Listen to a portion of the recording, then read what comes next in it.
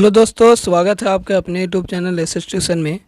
आज के हम लोग इस वीडियो में बात करेंगे रिप्रोडक्शन यानी कि जनन। ठीक है, जनन और लेसन आपका कौन सा होने वाला है। तो लेसन आपका 6 और ये आपका पार्ट 3 वीडियो है इस चैप्टर का। पार्ट हम 2 आपको वीडियो में आपको बता दिए। पहला वीडियो हम आपको बताए थे लघु उत्तरीय प्रश्न, अति लघु उत्तरीय प्रश्न। ठीक है, पार्ट 1 में आपको क्या बताया है, अति लघु उत्तरीय प्रश्न। पार्ट 2 में आपको बताए हैं वीवीआई जो लघु उत्तरीय प्रश्न है। ठीक है, जो आपके एग्जाम में बन सकते हैं। और जो पार्ट 3 में है ये भी आपको लिए बहुत ज़्यादा महत्वपूर्ण है। ठीक है, ये भी आपके एग्जाम में बहुत ज़्यादा संभावनाएं बनी रहती है। चलिए, तो आज हम लोग वीडियो शुरू करेंगे। क्लास 10th का चैप्टर चल रहा है रिप्रोडक्शन यानी कि जनन का, और ये आपका है पार्ट 3 वीडियो।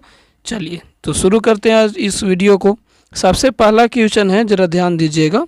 सॉरी, ये तीसरा क्वेश्चन है। यहाँ पर देखो बाबू, ये मेरा फर्स्ट क्वेश्चन है। यहाँ पर देख लो, एक प्रारूपी ठीक है, एक प्रारूपी पुष्प के सहायक अंग, ठीक है, सहायक अंग और क्या बाबू, चलो देखो, सहायक अंग और आपको चुनना है, आवश्यक अंग में अंतर बतानी है। ठीक है, तो सबसे पहले हम लोग जान लेते हैं सहायक अंग पुष्प में, फूल में कौन कौन होते हैं। पुष्प में, फूल में जो सहायक अंग होता है उसको बोलते हैं बाह्यदल पुंज और दूसरा को बोलते हैं दल पुंज। इसके बाद आवश्यक अंग, तो एक का पुमंग नाम है, दूसरा का नाम क्या है, जायांग। एक का पुमंग और दूसरा का नाम जायांग है। ठीक है, चलिए आगे बढ़ते हैं हम लोग। आगे क्या है आपके पास, तो इसको में समझिएगा। आप कहेगा सहायक अंग अंतर पूछ रहा है ना, यहाँ पर देखो अंतर आपको बतानी है। तो सहायक अंग फूलों को आकर्षण प्रदान करती है, आकर्षण के साथ साथ यह आवश्यक अंगों को भी क्या करता है, रक्षा प्रदान करता है।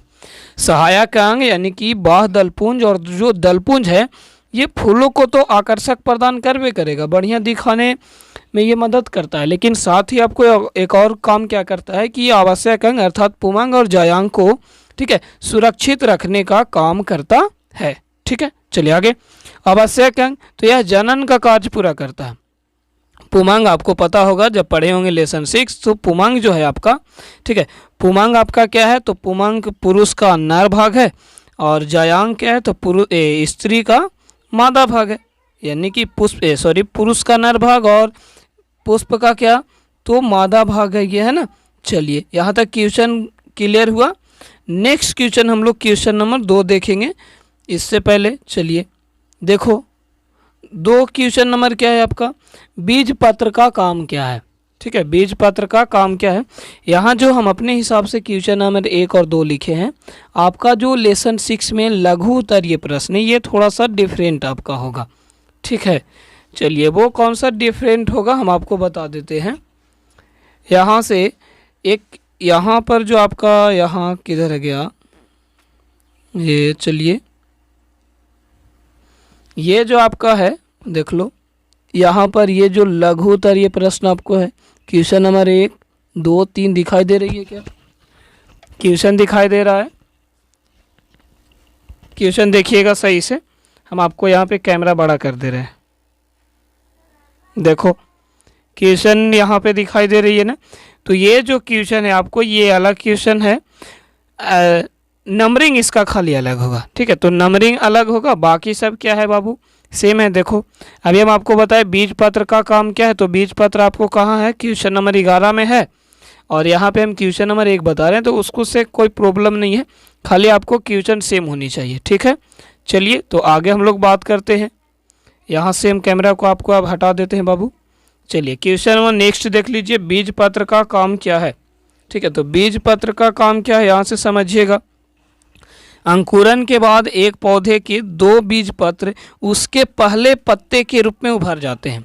ठीक है, पिक्चर देख लीजिएगा, ये है आपका बीज पत्र। यहाँ से देखिए अब आगे, बीज के अंकुरन होने के बाद यह पत्ती का रूप धारण कर लेता है। पहले काम क्या करता है, जो बीज पत्र होता है, ये जो बीज पत्र होता है ये पत्ता में उभरेगा। कहाँ उभरेगा, तो पेड़ पौधों के पत्तियों में उभर जाती है, और यही जब विकसित हो जाता है तो यह एक पत्ता का रूप धारण कर लेता है। किसका धारण कर लेगा रूप आपका, तो ये एक पत्ता का रूप धारण कर लेता है। इस प्रकार से देखिए, चलिए उतना बढ़िया हमको पिक्चर बनाने नहीं आता, ठीक है, ये पत्ता का रूप क्या कर लेता है, धारण कर लेता है। ठीक है, चलिए हम लोग आगे इसी में, और आपका क्या आंसर है इसी से रिलेटेड, चलिए हम आगे बात कर लेंगे। यहाँ पर देखो बाबू, सबसे पहले हम यहाँ पे क्या बात कर रहे थे कि काम क्या है इसका, ये तो हम समझ लिए कि बीज पत्र क्या होता है। अब काम क्या है इसका, तो पौधे के भ्रूण, जो पौधे के भ्रूण होता है उसको पोषण प्रदान करता है, पोषक तत्व प्रदान करता है, अर्थात भोजन प्रदान करता है। दूसरी बात, पौधे के भ्रूण को रक्षा प्रदान करता है, सुरक्षा देता है ये, तथा तना, पत्तियां आदि के निर्माण में ये क्या करता है, सहायता प्रदान करता है। क्लियर हो गए। चलिए क्वेश्चन नंबर हम लोग नेक्स्ट देखेंगे। पुरस्थ ग्रंथि का काम बताइए।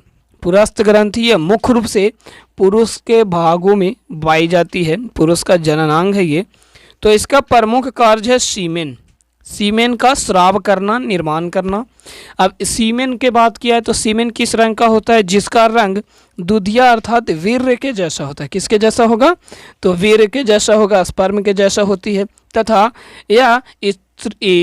या स्त्रियों में मूत्राशय के समीप ग्रीवा के नीचे इर्द गिर्द क्या होती है बाबू, इधर उधर उपस्थित होता है। इसी के अगर हम बात करें इंग्लिश मीनिंग क्या होता है पुरस्थ ग्रंथि को, इसे प्रोटेस्ट ग्लैंड भी कहते हैं। ठीक है, तो आपको इतना सा अंतर लिख दीजिएगा, लघु आपका क्लियर हो जाएगा। ठीक है, चलिए नेक्स्ट बात हम लोग करते हैं। यहाँ पर हो गया था नहीं ये वाला। चलो नेक्स्ट आपका क्या है, कायिक प्रवर्धन। बुक में आपको कायिक प्रवर्धन क्वेश्चन नंबर 3 में दिया हुआ है। कौन से क्वेश्चन नंबर में, तो याद रखिएगा क्वेश्चन नंबर 3 में दिया हुआ है। ठीक है, बुक जरूर आप अपने पास रखना जब आप क्वेश्चन सोल्यूशन कर रहे होंगे तब। ठीक है, चलिए अब आगे हम लोग बात करते हैं कायिक प्रवर्धन के बाद।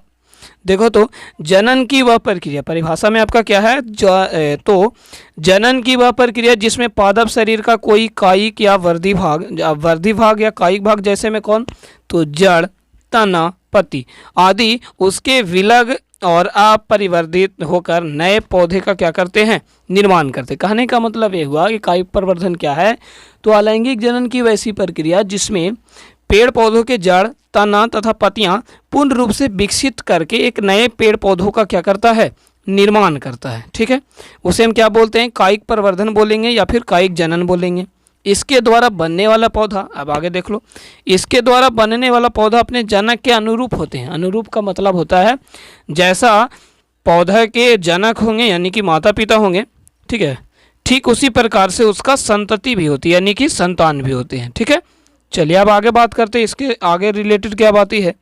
देखो बाबू, एवं जनक के विलग्न होने के बाद अपना स्वतंत्र अस्तित्व कायम रखते हैं, यानी कि जैसे ही जीव ये उत्पत्ति करती है तो ये स्वतंत्र हो जाती है कि हम अपना शरीर, हम अपना बॉडी का जो स्ट्रक्चर है वो किस प्रकार से विकसित करेंगे। साथ ही आपको क्या लिखनी है, यहाँ पर देख लीजिए, हम आपको पीडीएफ पूर्ण रूप से लगा दिए हैं। जंतुओं के विपरीत एकल पौधे में जनन की क्रिया यह सबसे सरल विधि है। जंतुओं के विपरीत यानी जंतुओं को छोड़ करके अगर पेड़ पौधों में बात करें तो यह सबसे सरल विधि है, सरल जनन की क्रिया है। इस तरह का कायिक प्रवर्धन ऑर्किड जैसे अंगूर, गुलाब, सजावटी पौधे आदि में होता है। क्लियर हो गए, इतना आप लिख दीजिएगा। लैंगिक जनन की परिभाषा आपको लघु का आंसर क्लियर हो जाएगा। नेक्स्ट पॉइंट देखते हैं। नेक्स्ट क्या है, अलैंगिक जनन की तुलना में लैंगिक जनन से क्या लाभ है। ये आपको अलैंगिक जनन की तुलना में लैंगिक जनन से क्या लाभ है, तो ये आपको क्वेश्चन नंबर हो जाएगा कौन सा, तो याद रखिएगा बुक में जो आपको क्वेश्चन नंबर है अलैंगिक 10, क्वेश्चन नंबर बुक में आपका कौन सा दिया हुआ है, 10 दिया हुआ है। चलिए, तो अलैंगिक जनन की तुलना में लैंगिक जनन से लाभ पूछ रहा है, तो लैंगिक जनन लाभ हम लोग यहाँ देख लीजिए।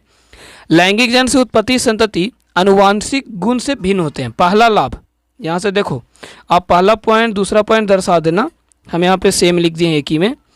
तो पहला, सबसे पहला पॉइंट क्या हो जाएगा कि अलैंगिक जनन से लैंगिक जनन से जो उत्पन्न संतति होते हैं उनका आनुवांशिक दृष्टिकोण से ये भिन्न होते हैं, अलग अलग होते हैं। इनकी जो सोच होती है वो क्या होती है, अलग अलग होती है।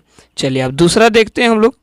दूसरा आपके पास क्या है, देखो तो बाबू, इसके बाद कर इससे उत्पन्न संतति वातावरण के प्रति अनुकूलित होती है, यानी कि जैसा आप संतान की उत्पत्ति जहाँ पे करते हो, ठीक है, जैसे अगर मान लेते हैं जम्मू कश्मीर के लोग हैं तो वहाँ पे जनन की क्रिया होगा तो वहाँ के लोग अपने जैसे अनुकूलन में ढल जाएंगे। अब जैसे आपके बिहार के लोग, तो ये गर्मी थोड़ी यहाँ ज़्यादा पड़ती है तो यहाँ पर ये लोग अपने अलग क्या बोलते हैं उसको, अनुकूलन में ढल जाएंगे, है ना। आगे लैंगिक जनन से तीसरा लाभ क्या है, तो लैंगिक जनन के फलस्वरूप नई जातियों के विकास होता है। तीसरा लाभ क्या है, तो इसका तीसरा लाभ है कि नई जातियों का क्या होता है, विकास होता है, क्योंकि ऐसे जनन में पीढ़ी दर पीढ़ी जीवों में विविधता पाई जाती है। अगर याद होगा आपको तो पार्ट 2 वीडियो में हम बताए थे आपको कि अलैंगिक जनन से उत्पन्न संतति जो होते हैं, अलैंगिक जनन से जो उत्पन्न संतति होते हैं हम उसको बोलते हैं क्लोन, ठीक है। लेकिन जो लैंगिक जनन से उत्पन्न संतति होती है उसको हम क्लोन नहीं बोलते हैं, क्योंकि इनकी संरचना तो बराबर होती है। संरचना क्या होगा, एकदम बराबर होगी, ठीक है। संरचना क्या होगी, तो एकदम बराबर होगी, लेकिन इसका कार्य क्या होता है बाबू, तो अलग अलग होता है। इसीलिए हम लैंगिक जनन से उत्पन्न संतति को क्लोन नहीं बोलेंगे। एक बार फिर से समझ लो, कहेगा लैंगिक जनन से उत्पन्न संतति को क्लोन नहीं कहा जाता है। क्यों, क्योंकि अलैंगिक जनन से जितने भी संतति उत्पन्न होते हैं उसकी संरचना तो बराबर होती है, सबका 2 पैर 2 हाथ होगा, लेकिन इसका कार्य क्या होता है बाबू, तो अलग अलग होता है। इसका कार्य क्या होता है, अलग अलग होता है, ठीक है। चलिए अगला क्वेश्चन हम लोग बात करते हैं। निषेचित ना हो, निषेचन की क्रिया अगर ना हो तो निषेचित ना हो सकने वाले एक परिपक्व अंडाणु का क्या होता है। ये क्वेश्चन हमारा आपका बुक में 14 है, ठीक है। अब देखो, एक परिपक्व अंडाणु यदि निषेचित न हो तो यह लगभग 1 दिन तक जीवित रहती है। इसका जीवन काल क्या होता है बाबू, 24 घंटा मात्र, ठीक है। क्योंकि अंडाशय प्रत्येक माह एक अंडे का मोचन करती है, निष्कासित करती है, अतः निषेचित अंडे की प्राप्ति हेतु गर्भाशय भी प्रति माह तैयारी करता है, अतः इसकी भित्ति मांसल एवं स्पंजी हो जाती है। कहने का मतलब ये हुआ कि अगर देखो कारण निषेचित ना हो सकने वाले अंडाणु का क्या होता है, तो इसका सिंपल आंसर है, जो अंडाणु निषेचन की क्रिया नहीं करेंगे वो तो 24 घंटे तक जीवित रहते हैं, बाद में इसका क्या हो जाता है, तो मृत्यु हो जाता है। अर्थात यहाँ से बहुत छोटा आंसर भी लिख सकते हो आप कि जिस परिपक्व अंडाणु का निषेचन की क्रिया नहीं होता है वो 1 दिन के बाद अर्थात 24 घंटों के बाद उसकी क्या हो जाती है, मृत्यु हो जाती है, तथा यह अपशिष्ट पदार्थ के रूप में मूत्र मार्ग के द्वारा क्या हो जाती है, ये बाहर हो जाता है, ठीक है। नेक्स्ट क्वेश्चन, जनसंख्या नियंत्रण में रासायनिक विधियों का प्रयोग किस प्रकार होती है, तो ये क्वेश्चन हमारा आपका 15 है, लघु का। कृत्रिम विधि से विभिन्न रसायनों द्वारा एस्ट्रोजेन तथा प्रोजेस्टेरॉन जैसे हार्मोन बनाए गए हैं जो गर्भ निरोधक गोलियों के रूप में उपलब्ध है। गर्भ निरोधक का मतलब क्या होता है, ठीक है, संतान उत्पत्ति न होने की विधि, यानी कि संतान को गर्भ में ही क्या किया जाता है बाबू, मार दिया जाता है। किसके माध्यम से, तो दवाइयों के माध्यम से। अगर हम बात करें तो ये पहले संतान उत्पत्ति से पहले यानी कि भ्रूण को उत्पन्न होने से पहले ही शुक्राणु और अंडाणु को नष्ट कर दिया जाता है। अब देखो करा बाबू, स्त्रियां जब उनका सेवन करती है, जब स्त्री लोग सेवन करती है तो उनके समान मासिक चक्र बाधित हो जाती है तथा अंडोत्सर्ग नहीं हो पाता। अब अंडोत्सर्ग क्या है, तो हम आपको पार्ट 2 वीडियो में आपको बताए हैं अंडोत्सर्ग किसे कहते हैं, ठीक है। जब स्त्री 28वें दिन प्रत्येक एक अंडाणु को निकालती है तो ये निकलने की क्रिया क्या कहलाती है, अंडोत्सर्ग कहलाती है। ऐसे अगर ये थोड़ा हम फास्ट बोलें इसकी परिभाषा आराम से देखनी तो पार्ट 2 वीडियो जरूर देखिएगा, इसके बाद पार्ट 3 में आइएगा आप, ठीक है। क्योंकि लघु उत्तरीय प्रश्न में जो हम आपको पार्ट 2 वीडियो में बताए हैं, जैसे स्वपरागन परपरागन में अंतर, पुनर्जनन में क्या होता है, कायिक प्रवर्धन क्या होती है, द्विखंडन बहुखंडन में अंतर बताइए, तो ये हम आपको उसमें बता दिए थे, इसको में हम नहीं बताए हैं, ठीक है। तो उसको से आप लिख लेना। क्वेश्चन नंबर नेक्स्ट देखिए, ये वाला पूरा लिख लीजिएगा आप आंसर इसका। अब देखो क्वेश्चन नंबर 16 में जो है आपका, क्वेश्चन नंबर 16 में है कि लैंगिक संचारित रोगों को तालिका के रूप में माध्यम से दर्शाना है। तो हम इसको पार्ट 3 गो में लिए हैं, पहला, दूसरा, तीसरा, ठीक है। तो हम इसको पार्ट 3 में बनाए हैं। सबसे पहले तो ये आपको जानना आवश्यक है कि लैंगिक जनन संचारित रोग कहते किसको हैं, ठीक है। तो सबसे पहले यौन संबंध यानी कि लैंगिक जनन से संयोजन संक्रामक रोग को लैंगिक जनन संचारित रोग कहते हैं। कहने का मतलब ये हुआ कि जब एक स्त्री 2 या 2 से अधिक पुरुषों के साथ संभोग करती है, जनन की क्रिया करती है, तो उसको में रोग उत्पन्न हो जाती है। अब जरूरी नहीं है कि स्त्रियों में ही रोग उत्पन्न होगा। जब एक पुरुष एक स्त्री के अलावा ठीक है, 2-3 स्त्रियों के साथ अगर संभोग करता है तो उसको में भी लैंगिक जन संचारित रोग उत्पन्न हो जाते हैं। अब ये हम लोग पढ़ेंगे कि किसके माध्यम से कौन से रोग होगा। तो सबसे पहले बैक्टीरिया के द्वारा, तो बैक्टीरिया के द्वारा गोनोरिया रोग होती है, सिफिलिस रोग होती है, यूरेथ्राइट्स होते हैं, सर्विस, इसको मिटा देते हैं ये वाला, देखो तब आपको पता चलेगा बढ़िया से। देखो बाबू, हाँ दिखाई दिया, सर्विसाइटिस होते हैं, किसके द्वारा कहेगा। ये जो रोग है बहुत ज़्यादा महत्वपूर्ण है, किसके द्वारा रोग होती है, तो बैक्टीरिया के द्वारा होती है, जीवाणु के द्वारा होती है। अब वायरस के माध्यम से कौन कौन से रोग होते हैं, चलो इसको देख लेते हैं। तो वायरस के माध्यम से 2 महत्वपूर्ण है, सर्विक्स कैंसर, हर्पीस तथा एड्स। ठीक है, कह रहा है एड्स जो होती है, एड्स का फुल फॉर्म जरूर याद रखना, ठीक है, ये थोड़ा ज़्यादा महत्वपूर्ण है। तो एड्स के फुल फॉर्म आप जरूर याद रखना बाबू, बात समझ में आ गया। देखो तो एड्स का फुल फॉर्म यहाँ पर लीजिए, acquired immuno deficiency syndrome AIDS का फुल फॉर्म होता है। एड्स का जो कारक होता है, किसके माध्यम से एड्स रोग होता है, तो HIV के माध्यम से। इसका भी हम आपको फुल फॉर्म बता दिए हैं, यहाँ पे लिख दिया गया है, human immuno deficiency virus HIV, जो किसका कारक है, एड्स का कारक है। तो ये आपको समझ में आ गया होगा। बैक्टीरिया के कारण से कौन कौन रोग होते हैं, गोनोरिया होती है, सिफिलिस होती है, सर्विसाइट्स होते हैं, यूरेथ्राइट्स होते हैं। वायरस के कारण कौन कौन से, तो कैंसर, सर्विक्स कैंसर, हर्पिस और एड्स होती है। चलिए नेक्स्ट देखते हैं, तीसरा पार्ट आपका क्या है। देखो तो बाबू तीसरा क्वेश्चन क्या है, ये हो गया ना HIV, चलो इसको हम नहीं पढ़ेंगे। प्रोटोजोआ जनित रोग, तो स्त्रियों के मूत्र जनन नलिकाओं में, स्त्रियों के कहने का मतलब ये हुआ कि प्रोटोजोआ से केवल किसको में रोग होती है, तो मादाओं में रोग होती है।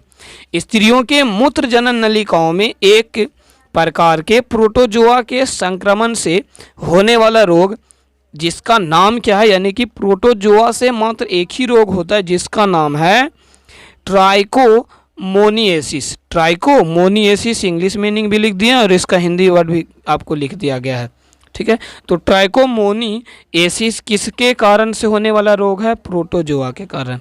यह एक प्रकार का कैसा रोग है, तो लैंगिक संचारित रोग है। क्लियर। नेक्स्ट पॉइंट देखिए, फैलोपियन नलिका की संरचना का वर्णन करें। तो फैलोपियन नलिका की संरचना, ठीक है, फैलोपियन नलिका की संरचना किस प्रकार से होगी, चलिए ये इस प्रकार से होती है इसकी संरचना, ठीक है। पिक्चर थोड़ा सा नहीं बनाने आती उतना बढ़िया से, तो ये हम आपको, चलो इसको छोड़ दो, पिक्चर हम आपको दिखा दे रहे हैं। ये देखिए, ये आपकी फैलोपियन नलिका का चित्र, जो आपको इधर आपको बीच में जो ब्लैंक्स दिखाई दे रही है ना, ये क्या है आपका, तो फैलोपियन नलिका का चित्र है। चलिए हम आपको चित्र दिखा दिए, अब इसका आंसर देखते हैं। स्त्री में लगभग 8 से 10, यहाँ 10 से नहीं 8 से 10 सेंटीमीटर लंबी, ठीक है, कहेगा स्त्रियों में फैलोपियन नलिका की जो लंबाई होती है, लेंथ होती है, वो कितनी होती है, तो वो याद रखनी है आपको। इनकी जो लेंथ होती है 8 से 10 सेमी तक, 8 से 10 सेमी तक लंबी 2 नलिकाकार उदर गुहा के जननांगों से संबंधित होती है, जिनका एक सिरा स्वतंत्र तथा झालदार होता है और अंडाशय के पास स्थित होता है। इसे फिमरी कहते हैं, इसे क्या कहते हैं, फिमरी कहते हैं।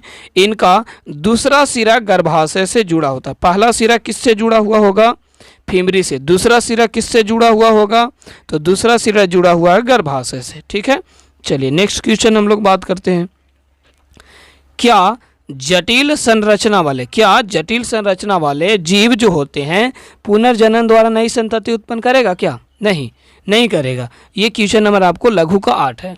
देखो बाबू, कह रहे इसका मुख्य कारण है कि पुनर्जनन के समान नहीं है, क्योंकि पुनर्जनन में क्या होती है कि जितने भी कम जटिल जो जीव होते हैं उसको में क्या होती है, जैसे स्पायरोगायरा है तो इसको में पुनर्जनन की क्रिया होगी। तो ये एक प्रकार का साधारण जीव है, ज़्यादा तो जटिल जीव है नहीं, इसीलिए इसका जो कह रहा है बाबू कि जटिल जीव, यहाँ देखिए जटिल संरचना वाले जो जीव होते क्या पुनर्जनन की क्रिया करेंगे, तो नहीं। आंसर क्या हो जाएगा, नहीं। इसका मुख्य कारण यह है कि पुनर्जनन के समान नहीं है, क्योंकि जटिल संरचना वाले जीव किसी भी भाग को काटकर सामान्यतः जीव उत्पन्न नहीं कर सकते। तो आप इतना आंसर सिंपल सा लिख लेना, इस क्वेश्चन का आंसर आपको मात्रित नहीं है, ठीक है। ये क्वेश्चन आपको जो ब्लैंक्स का PDF लगाया गया है यहाँ से यहाँ तक, ठीक है, तो ये आप आराम से लिख सकते हो। चलिए नेक्स्ट क्वेश्चन देखते हैं। बीजाणु जनन से जीवों को क्या लाभ है, तो बीजाणु जनन से जीवों को क्या लाभ है, ये आपको क्वेश्चन नंबर 5 है। कह रहा है बीजाणु द्वारा जनन से जीव लाभान्वित होते हैं, क्योंकि बीजाणु के चारों ओर एक मोटी भित्ति होती है जो प्रतिकूल परिस्थितियों में उनकी क्या करता है, सुरक्षा प्रदान करता है, रक्षा करता है,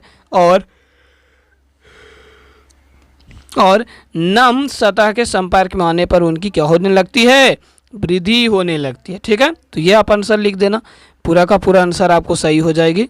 चलो अब आगे बात करते बाबू, क्वेश्चन शायद लास्ट है, सॉरी ये आपको क्वेश्चन क्या था, अंतिम क्वेश्चन था आज के वीडियो। अगर आपको अच्छा लगा होगा तो हमारे इस छोटे से चैनल को, ठीक है, सब्सक्राइब जरूर कीजिएगा।